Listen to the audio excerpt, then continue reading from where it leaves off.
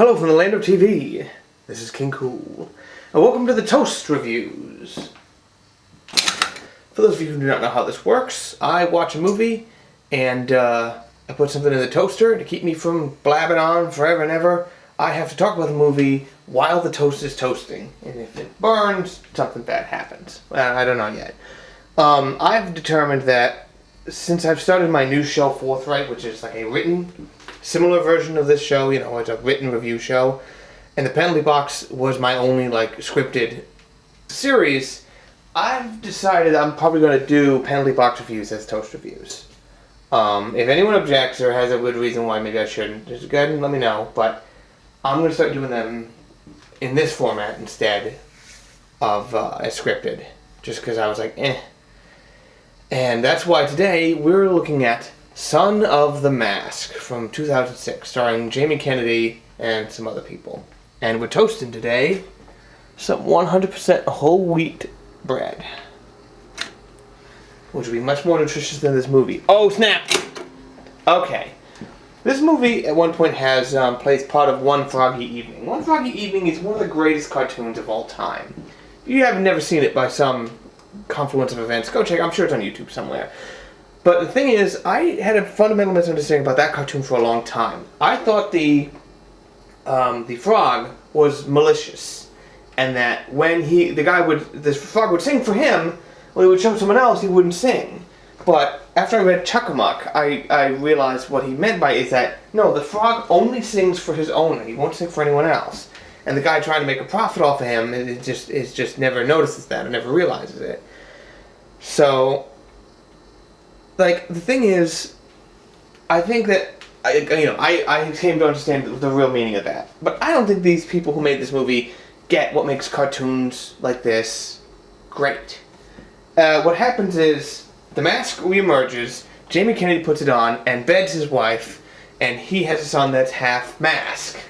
Loki's looking for the mask now because it is his mask. It's Alan Cumming, who's decently effective as Loki. And Bob Hoskins is Odin. Does Odin always have one eye? Because I remember seeing Thor and I'm like, why did they give him an eye patch? This shows how much I know about all this stuff. And so what happens is he's trying to Jimmy Kennedy's an animator, is trying to work, and then he got food thrown on it by the baby. Oh man, come on! So he puts him all the way across the house, as far apart in the house as you can be, while still being able to see him in the hallway, and has him watch TV, and then watches some cartoons. And that's where he learns Hell, I'm a Baby, that you probably saw in some commercials and things. Here's the thing. So it's okay, so the mask will only, it's mischief, and it will only let you contextualize the mischief as a cartoon thing if you know about the cartoons. Here's the thing. How did the dog know about it? The dog doesn't watch cartoons. The dog's as much of a cartoon guy as anything else. He has this huge plan to send him tied to a rope through this whole house, which you've seen in dozens of cartoons. How did he know how to do this? And it's why is it this? It's not the same dog exactly, but it's the same dog, and the dog's name is Otis. Isn't this the name of the dog in the last movie? Okay. Things I liked. Loki has a car, and its license plate is low key, as in subtle, which this movie isn't.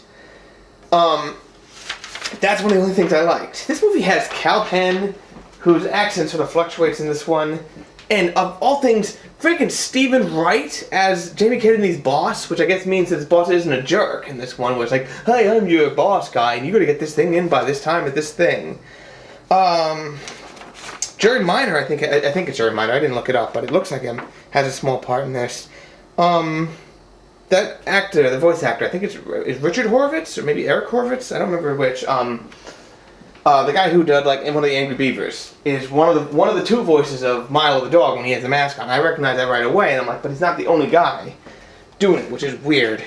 So here's things that didn't make any damn sense in this movie.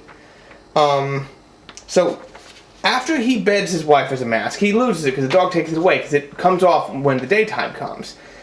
And he's lost it for the whole period of gestation, which is mercifully short in this movie. And then he's like, hey, did you ever find that mask? But you see it sitting there in the doghouse. And it's in 9 months you never thought to look for the doghouse? But then when the dog pulls it back up, it was buried. It's it wasn't buried in the last scene. Why did he start burying it now? And then like, let's see. I have this many notes. I have a whole page of notes. Let's see. It's starting to get a little toasty, I think. The dog plans his elaborate machine, but he didn't watch the cartoons, as I mentioned. There's lots of songs in this movie. If You Could See Me Now, Just Too Good to Be True, Puppy Love, all these things, all these songs that get used. Hang on. Oh. Okay, I had to stop it. But we got peanut butter coming, so I got a little more time to talk. And I do have an appearance from the players that will show up in a minute. I just gotta adjust this. Ah. Do not adjust your set. Alright. Peanut butter. Surprisingly, only 2 people get hit in the nuts in this movie. Okay, it is 2 different people. For a second I thought it might have been the same character. Across the house, etc., etc. This one, just it's not in general that scatological, but it's enough where it's like, oh, the baby pees in like 6 different directions at once because he's magical. It's like, and then it has to unleash a torrent of pee, and it's like, this is for real little kids, isn't it? But then it's sort of like, if you're little enough to find that funny, I think it's almost inappropriate to put that in that sort of a movie. Torrent of urine, I wrote that down. The baby's name is Alvey. A-L-V-E-Y. It's so like, okay.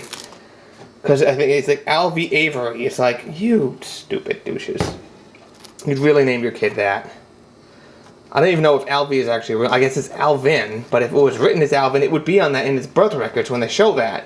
When Loki is going looking for him.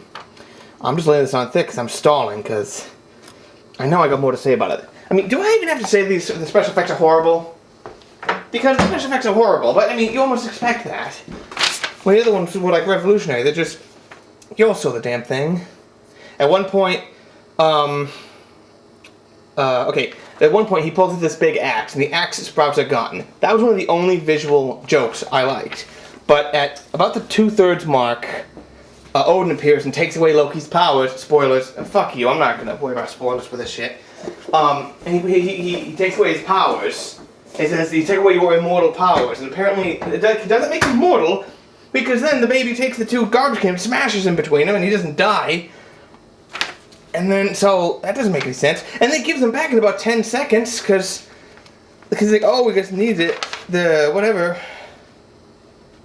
Oh, dear.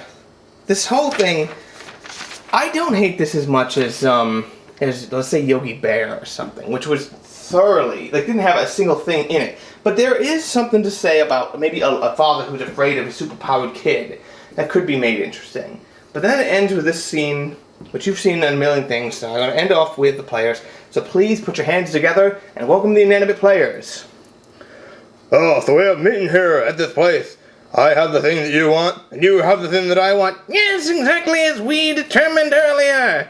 Now you hand me your thing, and I'll hand you my thing. Yes, I feel you are trustworthy enough to do this. Here's the thing.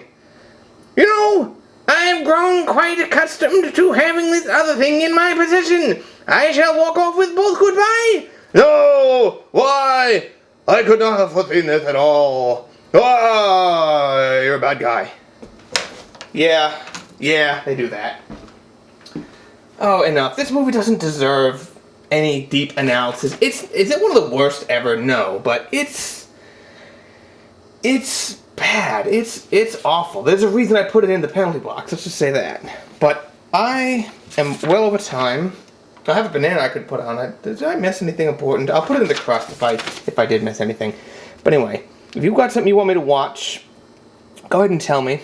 The more suggestions I have, I suppose, the more likely I am to not draw to the penalty box next time. But thank you for listening. This is King Kool, and please drive home safe.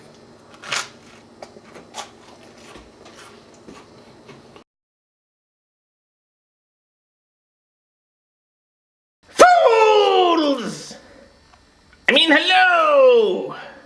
I am Dr. Eyebaltron, and I am most perturbed to add fruit or vegetables. Pardon me, but what vegetables do you suggest I add to fruit-flavored Jell-O? Do you make any vegetable-flavored Jell-O? Like asparagus or eggplant? No, you don't! Because vegetables are the things that you must eat because your mother makes you, and fruits are the things that you would like to eat, like strawberries. Oh, I could go for a strawberry. Anyway, that's the difference. That's how they tell the difference between fruits and vegetables. It's the same way they determine the difference between cats and dogs, I think. This is not my wheelhouse, okay? Don't look at me. Okay, note to self, don't eat peanut butter when you have to do Dr. Eyeboltron's voice later. Yeah.